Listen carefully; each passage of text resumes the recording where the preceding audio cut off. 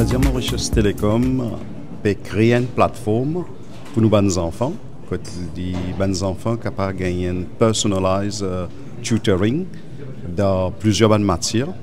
C'est-à-dire nous pouvons les enfants primaires et les enfants secondaires.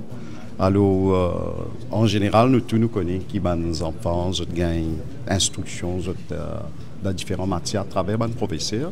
Maintenant, avec l'aide technologique, je suis capable de comprendre certains sujets, certains chapitres dans différents sujets à travers la technologie, à travers AI. Et ça, ChatGPT qui peut être là, je pose une question et gagne une réponse. Les enfants là sont progrès, les enfants là dans un sujet quand ils ont des difficultés, ils sont capables de revert back, réaller, réapprendre, sur révision et sur learning process pour améliorer. Comment se fait mettre ça dans 4 écoles privées et 4 écoles secondaires? Nous pouvons commencer dans une base pilote. Normalement, nous pouvons commencer dans une base pilote. Nous guetter comment ça marche. Nous pouvons choisir 4 écoles primaires et 4 écoles secondaires. Et dans 4 écoles, une école dans chaque zone. Parce que nous avons 4 zones, une école primaire, une école secondaire. Nous pouvons guetter avec l'aide des techniciens, avec l'aide des enseignants, qui meilleur les enfants peuvent servir, qui meilleur nous capables d'améliorer avant qu'ils nous étendent dans larger scale dans 2027. Bon, et là, je peux redire que si un monde n'a pas servi AI dans sa vie, pour son activité éducationnelle, professionnelle, sociale, familiale, il peut être dépassé par les autres. Pareil pour une entreprise et pareil pour un pays. Et là, nous pouvons travailler à travers le blueprint pour nous capables d'établir une AI Ready Nation. Et pour établir ça, nous pouvons avoir plusieurs mesures en cours. Une de ces mesures, c'est que nous commençons à intégrer AI dans le syllabus de l'école, commençant par l'école primaire. Et nous avons bien spécifié dans le blueprint que nous commençons avec l'école primaire. Donc, MOU aujourd'hui est cadré dans ce contexte-là. Et pour la société, nous pouvons commencer à faire un awareness pour comprendre qui était AI, qui est capable de faire et qui est capable de faire de bien et qui est capable de faire de mal.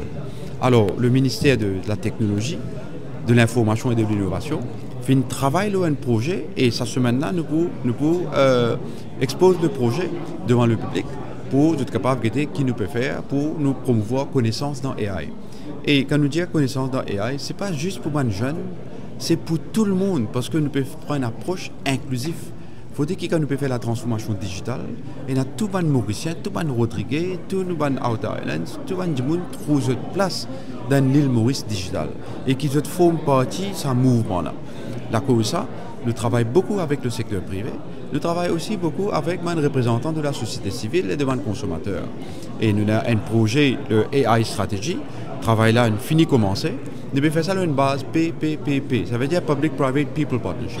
Et le premier draft de AI Strategy, il peut être prêt et en janvier, nous pouvons lancer le AI Strategy en janvier. Et tout ça là, quand nous remettons AI pour utilisation, que ce soit dans government to government, que ce soit government to citizens ou bien government to business, il est bien important que nous ayons une infrastructure qui met en place. Infrastructure computer, infrastructure aussi information. Et là, nous pouvons revoir l'architecture de l'information dans le gouvernement. On peut stocker l'information pour nous capables de faire une app pour capable être utilisée pour avoir besoin de l'intelligence artificielle. Nous avons investi, c'est vraiment in terms of skills building for the future generation. Alors ça, pour moi, ça c'est un projet vraiment à cœur qui est moi et que là, ce que nous pouvons faire avec Mighty GPT for Education, comme on appelle les, c'est nous pouvons aider les enfants à l'école dans primaire et les enfants à l'école dans secondaire. Et que l'idée ici, c'est comment est-ce que les enfants sont capables de servir AI pour apprendre, pour devenir ready pour ce qu'on appelle the future of work. Et que là, ce que nous pouvons commencer, c'est nous pouvons commencer un projet pilote qui peut passer tout le long 2026 pour les enfants dans l'école primaire, secondaire, à travers un peu partout dans l'île. Comme dit, nous pouvons travailler aussi avec les professeurs, les recteurs et aussi les parents, parce que nous pouvons aussi tous les stakeholders de besoin là ensemble et comprendre un peu l'implication. Donc nous pouvons passer 2026 pour faire de sorte qui nous peut déployer un certain système AI, nous guetter, nous étudier quel impact ça a dans les élèves, les professeurs, le système, et que là, après ça, nous faisons l'étude là. C'est ça, nous partenaires avec le ministère Tertiary Education. Et que là, en 2027, c'est là que nous expectons pour faire un déploiement au niveau national.